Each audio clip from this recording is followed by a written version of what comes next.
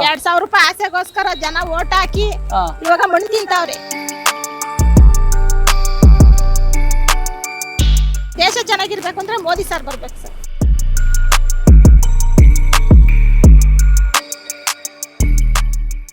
ಯಾರು ಗೆಲ್ಬೇಕು, ಕಾಂಗ್ರೆಸ್ ಬಿಜೆಪಿನ? ಮೋದಿ ಸರ್ಕಾರ.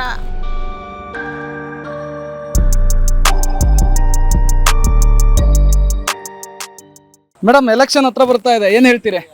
ಸರ್ ಏನ್ ಹೇಳೋದು ಸರ್, ಇವಾಗೆಲ್ಲ ಮೂಲೆ ಕೂತಿದ್ದೀವಿ. ಹಾ ನಮ್ ಜೀವನ ಮಾಡಕ್ಕೆ ಕಷ್ಟ ಆಗೈತೆ ಸರ್. ಬಾಡಿಗೆ ಮನೆಯವ್ರು ಹೆಂಗ್ ಜೀವನ ಮಾಡ್ಬೇಕು ಸರ್? ಹಾ ಹೆಂಗ್ ಜೀವನ ಮಾಡ್ಬೇಕು ಹೇಳಿ? ಹೌದು.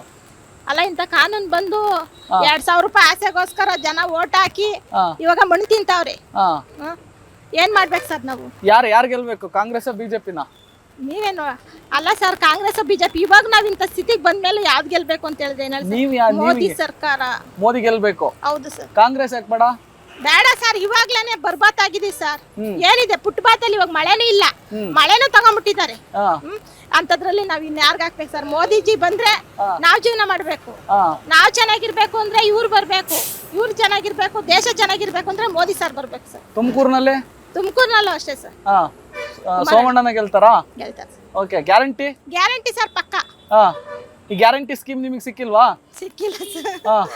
2,000 ರೂಪಾಯಿ ಉಚಿತ ಬಸ್ಸು, ಉಚಿತ ಅಕ್ಕಿ, ಸರ್ ಇಲ್ಲಿ ನೋಡಿ ಉಚಿತ ಕರೆಂಟು. ಇಲ್ಲಿ ನೋಡಿ ಸರ್, ಅದ್ ಏನ್ ತಗೊಂಡ್ರು ವೇಸ್ಟೇ ನನ್ ಪ್ರಕಾರ. ಯಾಕೆ ಅಂದ್ರೆ ಒಬ್ಬ ಮನುಷ್ಯ ಜೀವನ ಮಾಡ್ಬೇಕು ಅಂದ್ರೆ 20,000 ಆದ್ರೂ ಇವಾಗ ಜೀವನ ಮಾಡಕ್ ಆಗ್ತಾ ಇಲ್ಲ ಸರ್.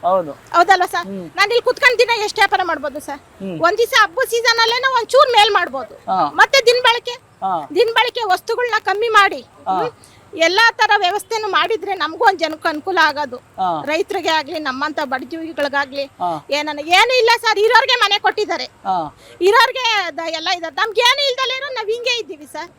ನಾವೆಲ್ಲ ಯಾವಾಗ ಸರ್ ಮುಂದೆ ಬರೋದು? ಅದೇ ನಮ್ ದೇಶ ಚೆನ್ನಾಗಿರ್ಬೇಕು ಅಂತ ಮೋದಿಗೆ ಹಾಕ್ತಿವಿ ಸರ್ ಓಟು ನಾವು. Okay, thank you madam.